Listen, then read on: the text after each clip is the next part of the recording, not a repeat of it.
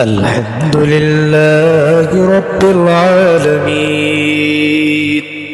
الرحمن الرحيم مالك يوم الدين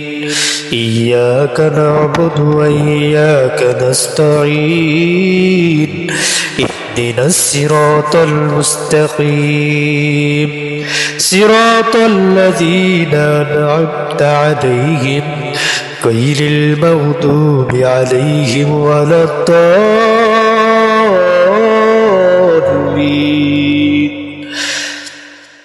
أرأيت الذي يكذب بالدين فذلك الذي يدعو اليتيم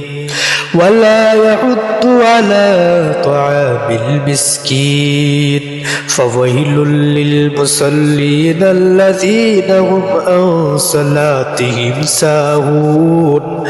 الذين هم يراءون ويمنعون الماعون الله أكبر